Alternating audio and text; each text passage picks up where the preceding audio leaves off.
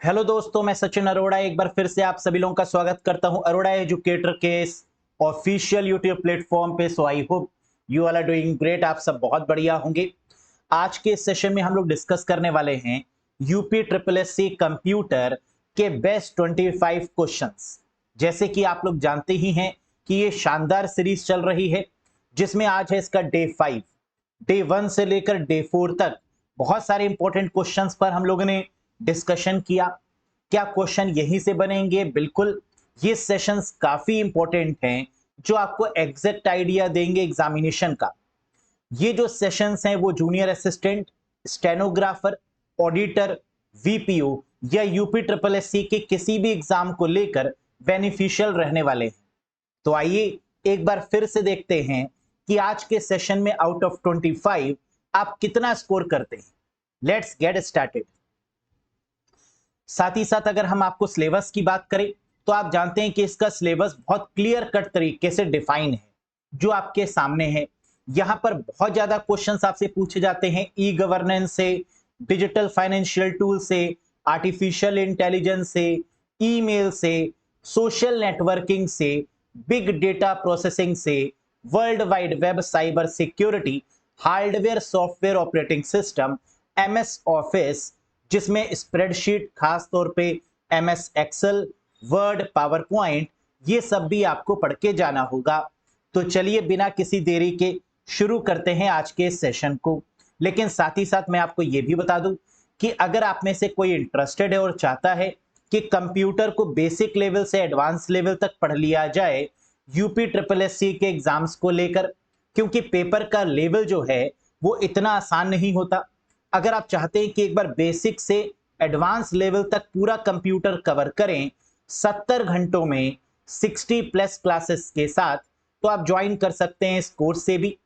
UP triple S C के course से connect करने के लिए अरोड़ा एजुकेटर एप्लीकेशन को इंस्टॉल करना होगा गूगल प्ले स्टोर या iOS स्टोर की मदद से, और फिर आप इस कोर्स से कनेक्ट कर पाएंगे। यहां पर आपको क्या क्या मिल रहा है? Videos, PDF, mock test, concept और एमसीक्यूज के साथ। कोई डिस्कशन करना है, कुछ पूछना है, कोई क्वेरी है, तो आप दिए गए नंबर पे भी व्हाट्सएप कर सकते हैं और अपनी क्वेरी को रिजॉल्व कर सकते हैं। आज के सेशन में हम लोग बात करेंगे इंपॉर्टेंट क्वेश्चंस पर, लेकिन एक प्रीवियस सेशन में एक क्वेश्चन ऑफ द डे मैंने आपको दिया था जिसमें कई सारे कैंडिडेट्स का सही आंसर भी आया, कई सारे कैंडिडेट्स का गलत आंसर भी आया।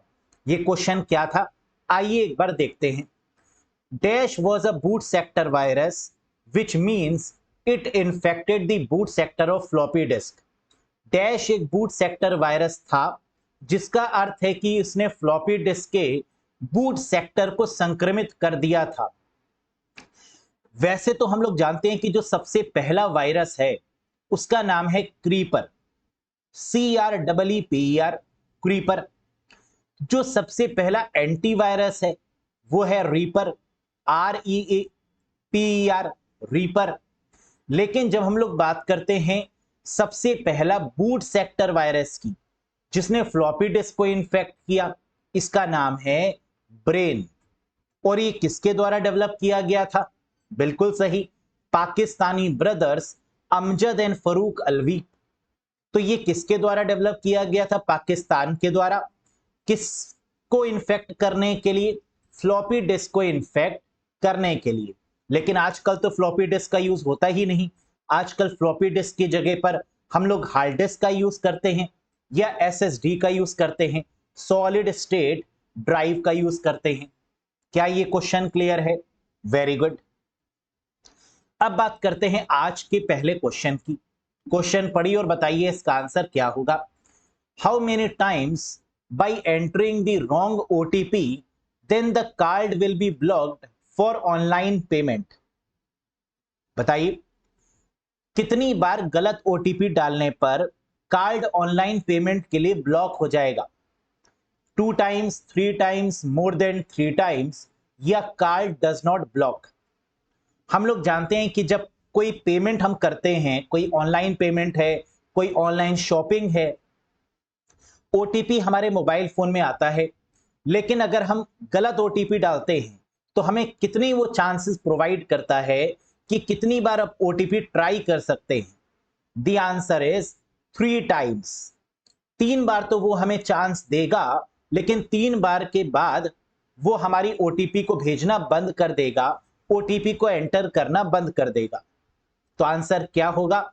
More than 3 times. Very good.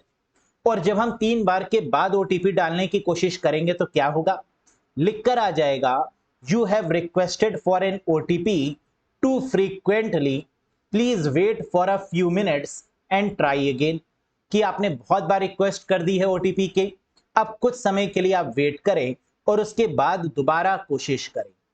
तो इसका मतलब सुरक्षा के पॉइंट ऑफ व्यू से 3 बार से ज्यादा हम ओटीपी नहीं एंटर कर सकते। Very good. What was the first internet of things device? पहला इंटरनेट ऑफ थिंग्स उपकरण कौन सा था? बताइए। Smart watch, toaster, smart TV, smart security system. IoT तो हम लोग सब जानते हैं, स्मार्ट वॉच आईओटी है, toaster internet of things device में आता है, स्मार्ट टीवी ये भी आईओटी डिवाइस है, स्मार्ट सिक्योरिटी सिस्टम यानी सीसीटीवी कैमरा आप कह सकते हैं, ये भी क्या है? इंटरनेट ऑफ थिंग्स डिवाइस में आएगा। लेकिन सबसे पहली ऐसी डिवाइस जिसको आईओटी में रखा गया वो कौन सी थी? सबसे पहला उपकरण जो आईओटी में रखा गया वो कौन सा था गाइस? बिल्कुल सही, that is called toaster. The very first device जिसे इंटरनेट से कनेक्ट किया गया वो था टोस्टर, जिसमें हम लोग ब्रेड गरम करते हैं, है ना? That is called a toaster. First internet of things device was a toaster, याद रखिएगा। Next, how many messages will HTTP will send per hour? HTTP प्रति घंटे कितने संदेश भेजेगा? यानी हम लोग जानते हैं कि एचटीटीपी क्या है? एक प्रोटोकॉल है, हाइपर टेक्स्ट ट्रांसफर प्रोटोकॉल, जो इंटरनेट पर यूआरएल में बाय डिफॉल्ट प्रोटोकॉल के तरीके से भी यूज की जा सकती है, जिसका पोर्ट नंबर 80 होता है, 8080। और HTTPS secured hyper text protocol है, जिसका पोर्ट नंबर 443 होता है। यहां क्या पूछ रहा था कि एचटीटीपी जो है वो 1 घंटे में कितने मैसेजेस को भेज सकता है? The correct answer is 1708 messages. 1708 messages को भेजता है एचटीटीपी। जबकि एमक्यूटीटी प्रोटोकॉल से जब हम इसको कंपेयर करते हैं तो एमक्यूटीटी प्रोटोकॉल 1 घंटे में 160278 मतलब 1,60,278 मैसेजेस को भेजती है। तो कौन सा ज्यादा पावरफुल है, एचटीटीपी या एमक्यूटीटी? जब हम बात करते हैं आईओटी की, इंटरनेट ऑफ थिंग्स की, तो वहां पर जिस प्रोटोकॉल का प्रयोग होता है वो है MQTT, message queuing telemetry transport protocol. और एमक्यूटीटी जो है वो एचटीटीपी से बेहतर मानी जाती है, क्योंकि ये 1,60,000 प्लस मैसेजेस को भेजने में कामयाब होती है 1 घंटे के अंदर। क्या ये बात याद रखेंगे? एग्जाम में ये भी आ सकता है कि एमक्यूटीटी कितने मैसेजेस को भेजती है 1 घंटे में? तो आंसर हो जाएगा 1,60,278। और अगर एचटीटीपी की बात करें तो आंसर क्या होगा? 1708, 1708 मैसेजेस को भेजती है। Very good. Gateway provide the connection between dash and dash. Gateway dash और डैश के बीच में कनेक्शन प्रदान करता है। जब हम नेटवर्किंग में बात करते हैं तो गेटवे का मेन काम क्या है? कि किसी भी ऐसे मैसेजेस को जो अनवांटेड मैसेज है उसको आने से रोकना, ये काम है गेटवे का। या आप ये भी कह सकते हैं कि जब अलग अलग प्रोटोकॉल्स पे काम होता है नेटवर्किंग में तो गेटवे काम करती है। दो डिफरेंट प्रोटोकॉल्स को कनेक्ट करने के लिए नेटवर्किंग में गेटवे काम करती है। क्या ये गेटवे आईओटी में भी काम करता है, इंटरनेट ऑफ थिंग्स में भी काम करता है? आंसर है यस। किस पर्पस से? गेटवे का काम आईओटी में है कनेक्शन एस्टैब्लिश करना, किसके बीच में? क्लाउड और कंट्रोलर के बीच में। क्या क्लाउड एक अलग प्रोटोकॉल है? क्या कंट्रोलर एक अलग प्रोटोकॉल है? जी हां। तो क्लाउड और कंट्रोलर को कनेक्ट करने के लिए या इनको आपस में कम्युनिकेट करवाने के लिए गेटवे का प्रयोग किया जाता है। तो करेक्ट आंसर होगा क्लाउड एंड कंट्रोलर। हम लोग ने पहले भी ये बात डिस्कस की हुई है कि आईओटी में हम लोग क्लाउड का प्रयोग करते हैं, क्योंकि इंटरनेट ऑफ थिंग्स में जितना भी डेटा है वो कहां पर स्टोर होता है? क्लाउड्स पर, क्लाउड कंप्यूटिंग पर। तो ये क्या करता है गेटवे? एक कनेक्शन एस्टैब्लिश करता है, किसके बीच में? क्लाउड के बीच में और कंट्रोलर के बीच में। Very very famous question. Next, which is not a fundamental component of an IoT system। IoT प्रणाली का मूलभूत घटक कौन सा नहीं है? IoT में किसका प्रयोग नहीं किया जाता? सेंसर का, कनेक्टिविटी एंड डेटा प्रोसेसिंग का, यूजर इंटरफेस का, या ट्रांसफॉर्मर का? IoT में किस घटक का, किस कंपोनेंट का प्रयोग नहीं करते? सेंसर का प्रयोग तो करते हैं, कनेक्टिविटी का होना जरूरी है क्योंकि बात इंटरनेट की हो रही है, डेटा को प्रोसेस भी करवाते हैं क्लाउड में, यूजर इंटरफेस यानी हम लोग की इन्वॉल्वमेंट भी होती है, यूजर भी इन्वॉल्व होगा तो यूजर इंटरफेस भी है, ट्रांसफॉर्मर जी नहीं, ट्रांसफॉर्मर की कोई भी रिक्वायरमेंट नहीं होती। So the correct answer is transformer is not the component of IoT. IoT प्रणाली में ट्रांसफॉर्मर का प्रयोग नहीं होता है। सेंसर का काम क्या होता है? डेटा को कलेक्ट करना, कनेक्टिविटी जो कनेक्ट करती है डेटा को क्लाउड से, डेटा प्रोसेसिंग यानी जो सही डेटा और गलत डेटा को प्रोसेस करता है कि ये सही डेटा है, काम का है, इसको अलग कर दो, ये डेटा काम का नहीं है, इसको अलग कर दो। तो डेटा प्रोसेसिंग का मतलब माइनिंग ऑफ डेटा, ये भी होता है। और यूजर इंटरफेस यानी delivery information to the user. Finally ये इंफॉर्मेशन किसको चाहिए? यूजर को चाहिए। जैसे अगर मैं एक ड्रोन चला रहा हूं, अगर मैं एक ड्रोन को ऑपरेट करता हूं तो ये इंफॉर्मेशन मुझे चाहिए ना कि ड्रोन कहां मूव करे, कहां की इंफॉर्मेशन को मुझे दिखाए। तो इसका मतलब यहां पर जो इन्वॉल्वमेंट है वो किसकी है? ड्रोन चलाने में सेंसर लगे हुए हैं, ड्रोन और मेरे बीच में कनेक्टिविटी है, डेटा प्रोसेस हो रहा है, जो काम का डेटा है वो ड्रोन मुझे दिखा रहा है, यूजर इंटरफेस मैं उसको कंट्रोल कर रहा हूं।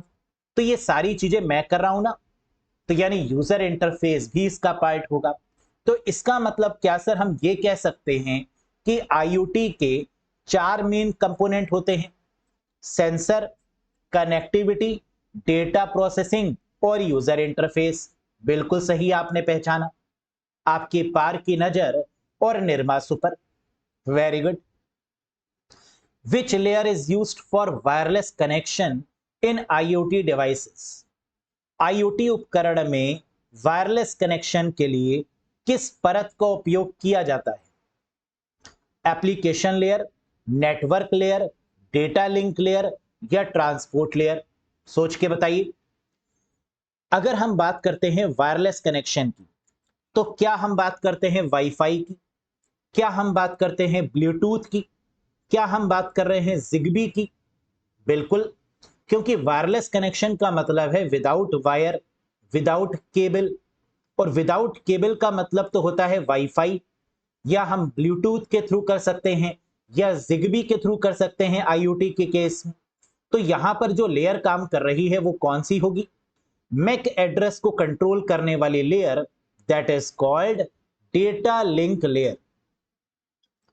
कई लोग यहां पर नेटवर्क लेयर आंसर लगाते हैं क्योंकि वो देखते हैं वायरलेस कनेक्शन की बात हो रही है तो ये नेटवर्क ही होगा। बिल्कुल नहीं, वायरलेस कनेक्शन में सबसे इंपॉर्टेंट है एरर को कंट्रोल करना और डिवाइस की पहचान करना। वायरलेस कनेक्शन में सबसे इंपॉर्टेंट क्या है? किस डिवाइस से कनेक्टेड हो, डिवाइस की पहचान। और डिवाइस की पहचान किससे होती है? मैक एड्रेस से। और मैक एड्रेस किस लेयर पे काम करता है? डेटा लिंक लेयर पे। डेटा लिंक लेयर और क्या करती है? डेटा में कोई भी प्रॉब्लम ना आए, कोई भी एरर ना आए, उसको कंट्रोल करने का काम भी किसका है? डेटा लिंक लेयर का। तो एरर और फ्लो को कंट्रोल भी डेटा लिंक लेयर करती है। मैक एड्रेस से मैच करना भी डेटा लिंक लेयर का काम है, और डेटा को फ्रेम्स में मैनेज करना भी डेटा लिंक लेयर का ही काम होता है। तो क्वेश्चन क्या था? ऐसी कौन सी लेयर है आईओटी में जो वायरलेस कनेक्शन मेंटेन करती है डिवाइसेस के बीच में? The answer is data link layer. Very good. which is used to capture data from the physical world in IoT devices। IoT उपकरणों में भौतिक दुनिया से डेटा कैप्चर करने के लिए किसका उपयोग किया जाता है?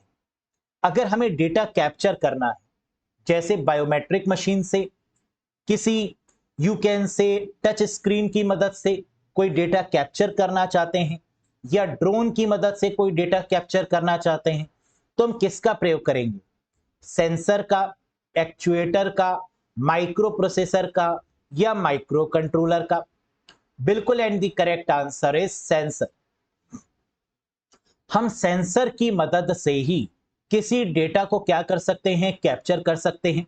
जैसे अगर हम यहां पर ड्रोन को मैनेज कर रहे हैं स्मार्ट डिवाइस की मदद से, अपने फोन से, अपने मोबाइल से, अपने लैपटॉप से या टैबलेट से, तो क्या यहां पर सेंसर है? बिल्कुल, एक कनेक्टिविटी है ड्रोन और हमारे डिवाइस के बीच में, तभी तो हम उसको कंट्रोल कर पा रहे हैं कुछ इस प्रकार।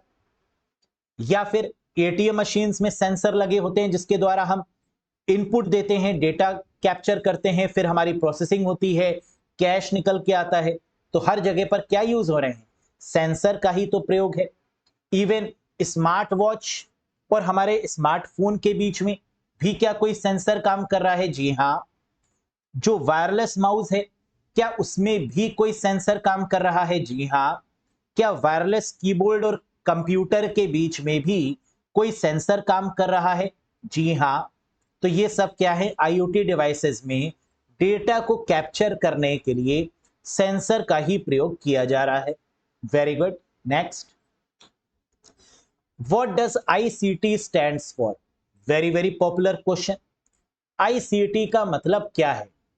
Interconnect technology, internet connection topology, information and communication technology, या infer communication topology? The correct answer is ICT का मतलब होता है इंफॉर्मेशन एंड कम्युनिकेशन टेक्नोलॉजी। जब हम बात करते हैं आईटी की, जब हम बात करते हैं नेटवर्किंग की, इंटरनेट की, तो वहां पर एक टर्म निकल के आता है ICT, information and communication technology. हम कैसे कम्युनिकेट करें?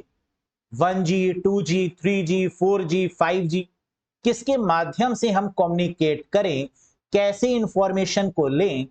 That term is called ICT, information and communication technology. Very good. What does acronym NLP represent in big data technique? बड़े डेटा तकनीकों में संक्षिप्त नाम एनएलपी क्या दर्शाता है? जब हम बात करते हैं चैट जीपीटी की, जब हम बात करते हैं ऐसे चैटबॉट की जो हमारे क्वेश्चन का रिप्लाई देते हैं, जैसे एलेक्सा, सिरी, जब हम इनकी बात करते हैं तो ये क्या करते हैं? ये हमारी बात को सुनते हैं और फिर आंसर देते हैं। तो इसे क्या बोला जाता है? NLP. This is called NLP. यानी एनएलपी का मतलब होता है नेचुरल लैंग्वेज प्रोसेसिंग। हमारी लैंग्वेज मशीन सुनती है और उस पर रिस्पॉन्ड करती है। जैसे हमने गूगल पर कुछ भी सर्च करना है तो क्या हम वॉइस सर्च कर सकते हैं? जी हां। आपको अगर व्हाट्सएप पर मुझको कुछ बताना है तो आप क्या व्हाट्सएप पे वॉइस नोट भेज सकते हैं? जी हां। ये कैसे पॉसिबल है? The answer is NLP, natural language processing के द्वारा। तो बिग डेटा टेक्निक्स यानी बड़े बड़े डेटा को हैंडल करने के लिए जिस टेक्नोलॉजी का यूज किया जाता है दैट इज एलेक्सा या सिरी, और ये जिस पर बेस्ड है that is called NLP, natural language processing. Very good. Microsoft dash is a chatbot developed by Microsoft and launch on February 7, 2023। कह रहा है माइक्रोसॉफ्ट डैश माइक्रोसॉफ्ट द्वारा विकसित एक चैटबॉट है और 7 जनवरी 2023 को लॉन्च किया गया है। बताइए मुझे, प्रीवियस सेशन में मैंने आपको बताया था कि गूगल का चैटबॉट कौन सा है। क्या आपने प्रीवियस सेशन देखा था? Very good. तो आप ये बात जानते होंगे कि गूगल का जो चैटबॉट है उसका नाम है जेमिनी। पहले उसका नाम था बार्ड, BARD, बार्ड, लेकिन बाद में इसका नाम बदल के क्या कर दिया गया? जेमिनी। तो जेमिनी और बार्ड तो गूगल का हो गया। चैट जीपीटी किसका है? ओपन एआई नामक कंपनी का। तो चैट जीपीटी हो गया ओपन एआई का। बचा क्या? को पायलट, जो किसका है? माइक्रोसॉफ्ट का। तो आंसर क्या हो गया दोस्तों? ऑप्शन नंबर 1, दैट इज को पायलट। माइक्रोसॉफ्ट को pilot is a chatbot developed by Microsoft and launch on February 7, 2023। यानी 7 फरवरी 2023 को माइक्रोसॉफ्ट के द्वारा एक नया चैटबॉट डेवलप किया गया जिसका नाम था को pilot. Very good. Latest news भी है, याद रखिएगा, ये वेरी वेरी इंपॉर्टेंट क्वेश्चन है और एग्जाम में पूछा जा सकता है, बहुत पॉसिबिलिटी है इसकी। An equation of IoT, internet of things का एक समीकरण बताइए। तो यहां पर 4 इक्वेशन आपको दी गई हैं और पूछा जा रहा है इन चारों में से इंटरनेट ऑफ थिंग्स को कौन डिफाइन करता है? Physical object plus controller sensor and actuator and internet, controller sensor and actuator plus internet, physical object plus internet, physical object plus controller plus internet. क्या होगा करेक्ट आंसर?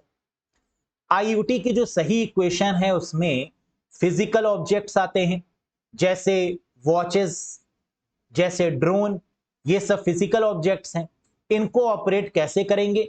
सेंसर के द्वारा इनको control करेंगे, इनमें एक्चुएटर का प्रयोग करेंगे और इंटरनेट की कनेक्टिविटी भी प्रोवाइड करेंगे। यानी करेक्ट आंसर होगा option number 1, physical object plus sensor plus actuator plus internet. तो इसका मतलब IoT जो है उसको क्रिएट करने के लिए हमें कितनी चीजें चाहिए? एक ऑब्जेक्ट चाहिए, एक सेंसर चाहिए, तीसरा एक्चुएटर चाहिए और चौथे लेवल पे इंटरनेट कनेक्टिविटी यानी क्लाउड की रिक्वायरमेंट है। Very good. Next, a dash tends to convert physical attribute to an electrical signal in IoT called. IoT में भौतिक विशेषता को विद्युत सिग्नल में परिवर्तित करने की प्रवृत्ति को क्या कहा जाता है? जब हम किसी फिजिकल एट्रीब्यूट को कन्वर्ट करते हैं किस में? इलेक्ट्रिकल सिग्नल में। तो ये किसके द्वारा करते हैं? सेंसर्स के द्वारा। फिजिकल एट्रीब्यूट का मतलब हमने टच स्क्रीन पर काम किया।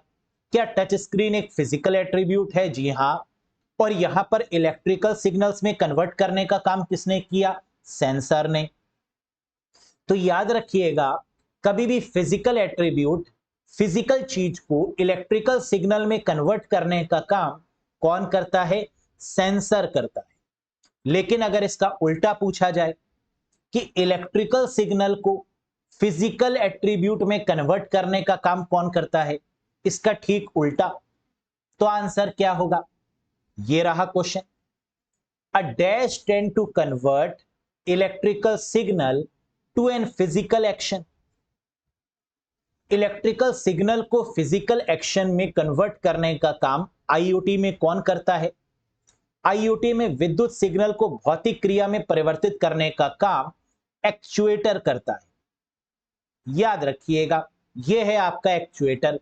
इसका मतलब कि जब कभी भी फिजिकल पूछा जाए पहले कि फिजिकल एट्रीब्यूट कन्वर्ट करना है इलेक्ट्रिकल सिग्नल में, विद्युत सिग्नल परिवर्तित करना है, भौतिक विशेषता को विद्युत सिग्नल में परिवर्तित करना है, तो आंसर क्या होगा? सेंसर। लेकिन अगर इसका ठीक उल्टा अगर पूछा जाए, इलेक्ट्रिकल सिग्नल को फिजिकल एक्शन में कन्वर्ट करना है, तो आंसर क्या होगा? That is actuator. और आईओटी में सेंसर का प्रयोग भी होता है, एक्चुएटर का प्रयोग भी होता है, फिजिकल ऑब्जेक्ट्स का प्रयोग भी होता है, इंटरनेट का प्रयोग भी होता है। ये तो अभी हम लोगों ने इक्वेशन के तहत पढ़ा ही था। Very good. Next, dash is designed for low power low data rate applications involving wireless sensor network and home automation. बताइए, डैश वायरलेस सेंसर नेटवर्क और होम ऑटोमेशन से जुड़े कम शक्ति कम डेटा दर अनुप्रयोगों के लिए डिजाइन किया गया है। ब्लूटूथ, जिगबी, एमक्यूटीटी या एचटीटीपी। लो पावर, जब हम इंटरनेट से कनेक्ट होते हैं तो सबसे बड़ी दिक्कत क्या होती है कि हमारी जो बैटरी है वो ज्यादा कंज्यूम होती है। जब हम ब्लूटूथ ऑन करते हैं तब भी बैटरी बहुत कंज्यूम होती है। लेकिन कोई ऐसी एक टेक्नोलॉजी हो जिससे कनेक्ट होने पर लो पावर हो, कम बैटरी खर्च हो, लो डेटा रेट ट्रांसफर हो, क्या कोई ऐसी भी टेक्नोलॉजी है? जी हां, दिस इज कॉल्ड जिगबी, जो किस पर काम करती है? लो पावर पे काम करती है, लो डेटा रेट पर काम करती है। यानी कभी भी क्वेश्चन में कम शक्ति कम डेटा दर अनुप्रयोगों की बात हो तो आंसर क्या होगा? Zigbee is the correct answer. लेकिन इसका ठीक उल्टा, अगर high power consumption high data rate की बात हो तो आंसर क्या होगा? That is Bluetooth. और यहां पर एक चीज और भी आप देखिए, होम ऑटोमेशन भी लिखा हुआ है। होम ऑटोमेशन का मतलब कि अपने पूरे घर को इंटरनेट ऑफ थिंग्स से जोड़ा, अपने पूरे घर को ऑटोमेट करना। ये किसके द्वारा पॉसिबल है? क्या ब्लूटूथ के द्वारा पॉसिबल है? No, not at all. Home automation के केस में जो प्रोटोकॉल काम करती है वो है Zigbee. Very good. The utility use to increase the speed of program is called. Software से क्वेश्चन आता हुआ, प्रोग्रामों की गति बढ़ाने के लिए प्रयुक्त उपयोगिता को क्या कहा जाता है? Disk defragmenter, disk cleanup, disk formatter या नन ऑफ दीज? सोचिए। Increase the speed of program, अगर हम अपने सॉफ्टवेयर अपने कंप्यूटर की स्पीड को इंक्रीज करना चाहते हैं तो कैसे करेंगे? यूटिलिटी सॉफ्टवेयर की मदद से, क्योंकि यूटिलिटी सॉफ्टवेयर वो सॉफ्टवेयर होते हैं जो हमारे सिस्टम की परफॉर्मेंस को इंक्रीज करते हैं। लेकिन ऐसा कौन सा है जो प्रोग्राम की स्पीड को कई गुना इंक्रीज कर देता है? The correct answer is disk defragmenter. ये क्या करता है? यूज्ड स्पेस को अलग कर देता है और अनयूज्ड स्पेस को अलग कर देता है। तो यूज्ड स्पेस और अनयूज्ड स्पेस को अलग अलग करने वाला जो सॉफ्टवेयर है दैट इज कॉल्ड डिस्क डीफ्रैगमेंटर। और माइक्रोसॉफ्ट में तो ये फ्री ऑफ कॉस्ट मिलता है। Very good. Modem is a very popular computer peripheral is categorised as dash device. कह रहा है मॉडेम एक बहुत ही लोकप्रिय कंप्यूटर पेरिफेरल है जिसे डैश डिवाइस के रूप में वर्गीकृत किया जाता है। मॉडेम, मॉड्यूलेटर एंड डीमॉड्यूलेटर, जिसका यूज टेलीफोन लाइंस में करते हैं, जिसका यूज डायल अप कनेक्शंस में किया जाता है ना? जब भी बात होगी मॉडेम की तो कौन सी कनेक्शंस? Dial up connections. कैसी लाइन? Telephone lines. और ये किस प्रकार की डिवाइस है? इनपुट डिवाइस, जी हां। आउटपुट डिवाइस, जी हां। इनपुट और आउटपुट दोनों, यस।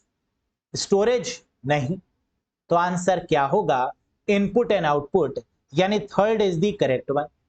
क्योंकि ये सिर्फ इनपुट तो नहीं है, सिर्फ आउटपुट भी नहीं है, ये इनपुट और आउटपुट दोनों का काम करती है। That is called modem. Analogue signal को डिजिटल सिग्नल में कन्वर्ट करना और डिजिटल सिग्नल को एनालॉग सिग्नल में कन्वर्ट करना, यही तो काम होता है मॉडेम का। Very good. Next, dash is an example of text based browser which provide access to the internet in the text only mode। कह रहा है आजकल जो ब्राउजर आते हैं वो ग्राफिक्स पर भी काम कर पाते हैं, वो हमें इमेजेस भी शो कर पाते हैं। लेकिन उस ब्राउजर का नाम बताइए जो इमेजेस पर काम ना कर पाए, जो सिर्फ टेक्स्ट बेस्ड ब्राउजर हो। डैश टेक्स्ट आधारित ब्राउजर एक उदाहरण है जो केवल टेक्स्ट मोड में इंटरनेट तक पहुंच प्रदान करता है? मोजिला फायरफॉक्स नहीं, LYNX यस, इंटरनेट एक्सप्लोरर ये भी नहीं। तो आंसर मिल चुका है LYNX यानी links.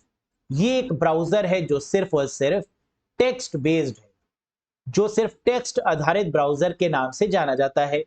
Very good. Which is the default browser available with Linux? Linux के साथ उपलब्ध डिफॉल्ट ब्राउजर कौन सा है? अगर हम बात करें लाइनेक्स ऑपरेटिंग सिस्टम की, तो क्या लाइनेक्स एक ओपन सोर्स ऑपरेटिंग सिस्टम है? बिल्कुल। लाइनेक्स एक ऐसा ऑपरेटिंग सिस्टम है जो फ्री ऑफ कॉस्ट है, जिसमें हम बदलाव भी कर सकते हैं।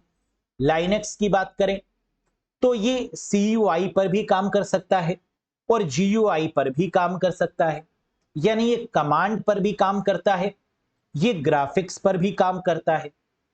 लाइनेक्स की बात करें तो इसको लाइनस टोरवाल्ड के द्वारा डेवलप किया गया था 1991 में, और सबसे पावरफुल ऑपरेटिंग सिस्टम के तौर पर भी हम इसको देखते हैं, है ना। इसके बहुत सारे वर्जन भी हैं। तो लाइनेक्स, क्रोम, लाइनेक्स के साथ में जो डिफॉल्ट ब्राउजर है वो कौन सा है? क्रोम नहीं, इंटरनेट एक्सप्लोरर नहीं, जेटिट नहीं, मोजिला फायरफॉक्स यस। अगर हम लाइनेक्स पर काम करते हैं तो वहां पर हमें जो डिफॉल्ट ब्राउजर देखने को मिलता है वो है Mozilla Firefox. That is the correct one. और क्या आप लोग जानते हैं कि मोजिला फायरफॉक्स एक ओपन सोर्स ब्राउजर भी है? जानते हैं ना। लाइनेक्स भी ओपन सोर्स और मोजिला फायरफॉक्स भी ओपन सोर्स। तो क्या ओपन सोर्स ऑपरेटिंग सिस्टम के साथ में एक ओपन सोर्स ब्राउजर ही मिलेगा? जी हां, जिसका नाम क्या है? Mozilla Firefox. और इसके ऊपर जो लोगो लगा हुआ है उसमें किस जानवर की तस्वीर है? क्या बता सकते हैं? Which animal is placed in this globe type logo? That is पांडा।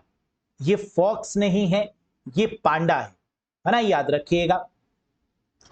तो यहां पर बेसिकली अगर हम लोग बात करें दोस्तों, तो ये मोजिला फायरफॉक्स बिल्कुल फ्री ऑफ कॉस्ट, बिल्कुल मुफ्त नाम का एक ऐसा सॉफ्टवेयर प्रोवाइड करता है जो लाइनेक्स ऑपरेटिंग सिस्टम के साथ में हमें देखने को मिलता है। Next, identify the default email client in Ubuntu. Ubuntu यानी यूबुंटू की जब हम लोग बात करते हैं में डिफॉल्ट ईमेल क्लाइंट की पहचान करें, इसके साथ में जो बाय डिफॉल्ट ईमेल क्लाइंट है वो कौन सा है? थंडरबर्ड, फायरफॉक्स, इंटरनेट एक्सप्लोरर या क्रोम? बताइएगा मुझे। Identify the default email client in Ubuntu. Ubuntu में डिफॉल्ट ईमेल क्लाइंट की पहचान करें। थंडरबर्ड, फायरफॉक्स, इंटरनेट एक्सप्लोरर या Chrome? The correct answer is Thunderbird. मतलब क्या है इसका, आइए समझते हैं। कह रहा है ईमेल क्लाइंट, ईमेल मतलब जैसे जीमेल हो गया, याहू हो गया, ये सब क्या है? ईमेल है। लेकिन अगर हम यूबुंटू नाम के ऑपरेटिंग सिस्टम पे काम करते हैं तो हम वहां पर मेल किसके द्वारा भेज सकते हैं? थंडरबर्ड सॉफ्टवेयर के द्वारा मेल भेजा जा सकता है डिफॉल्ट रूप से। अगर हम सेटिंग में कोई भी बदलाव नहीं करते तो हम किसके द्वारा मेल भेजेंगे? थंडरबर्ड के द्वारा। Very good. Which version of Windows introduced the start menu? Windows के किस संस्करण में स्टार्ट मेन्यू प्रस्तुत किया गया? विंडोज 7, विंडोज 3.0, विंडोज 8 या विंडोज 95? सोच के बताओ। हम लोग जानते हैं कि स्टार्ट मेन्यू को विंडोज 8 में हटा दिया गया था, जिसको 8.1 में फिर से लाया गया था। लेकिन ये विंडोज में जो स्टार्ट मेन्यू है ये इंट्रोड्यूस कब हुआ? विंडोज 95 से। So the correct answer is option number 4, Windows 95। ये भी एग्जाम में क्वेश्चन आ चुका है कि विंडोज 95 में सबसे पहले क्या स्टार्ट किया गया?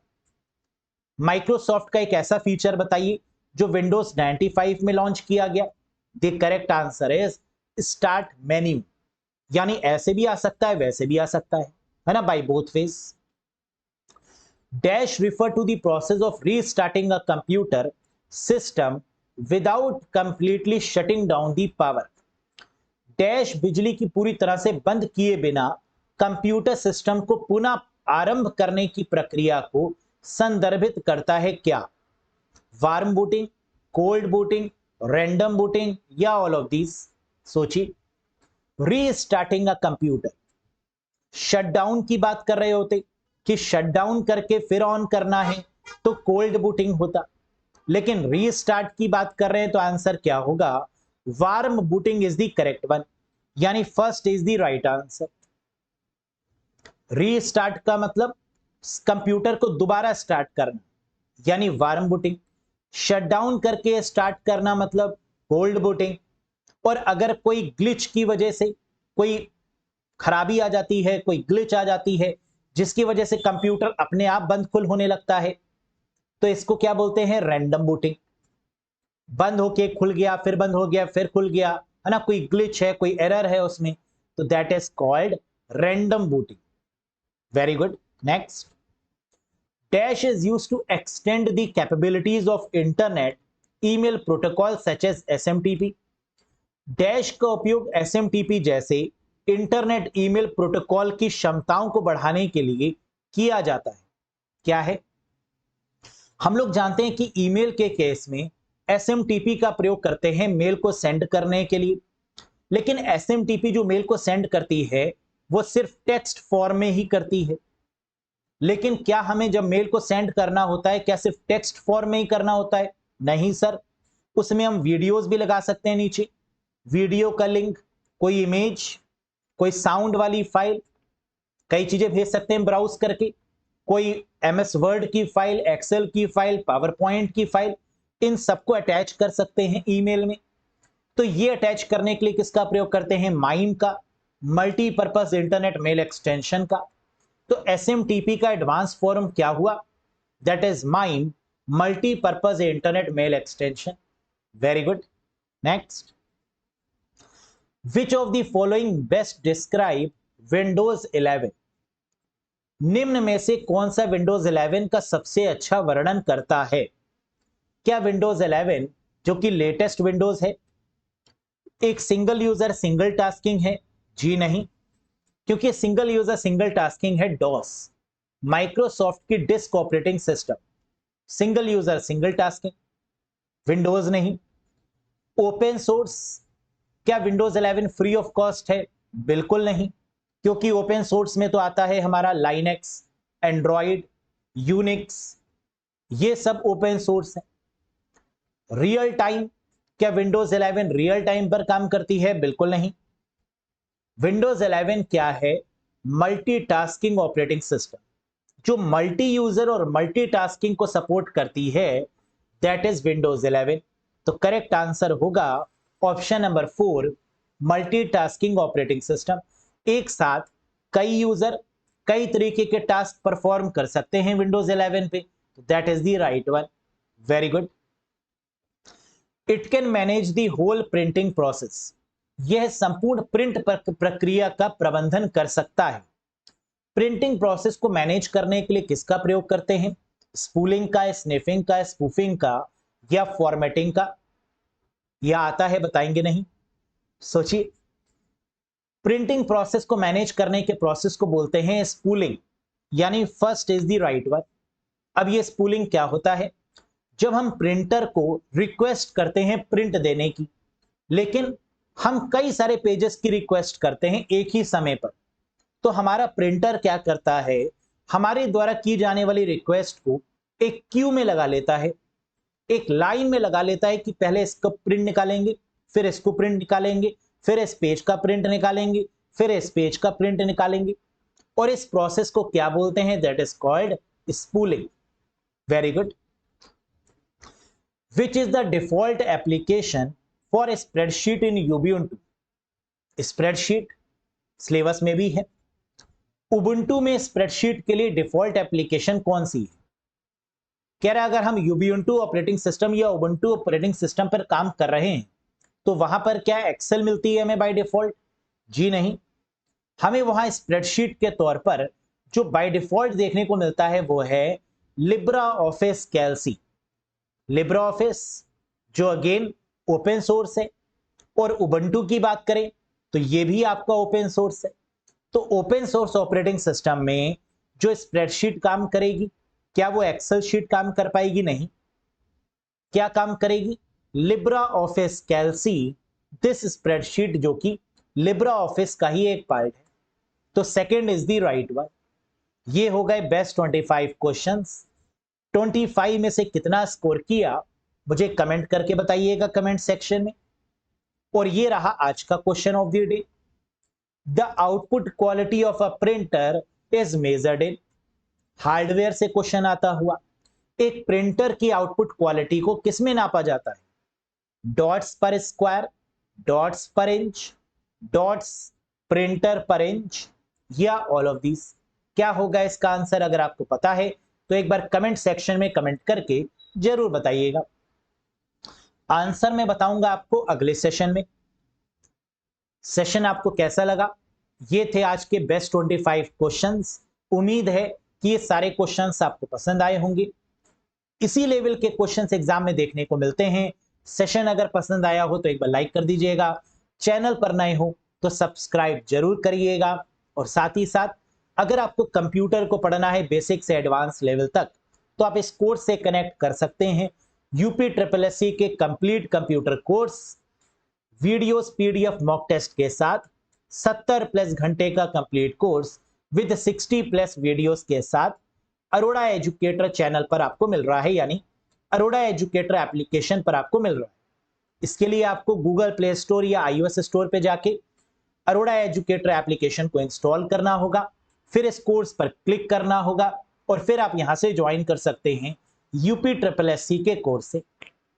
किसी भी कंफ्यूजन के रिगार्डिंग कोई डाउट है, कुछ पूछना चाहते हैं, तो आप मुझे व्हाट्सएप भी कर सकते हैं दिए गए नंबर पे जो आपको स्टार्टिंग में शो किया था, या फिर आप कमेंट बॉक्स में कमेंट करके भी मुझे बता सकते हैं।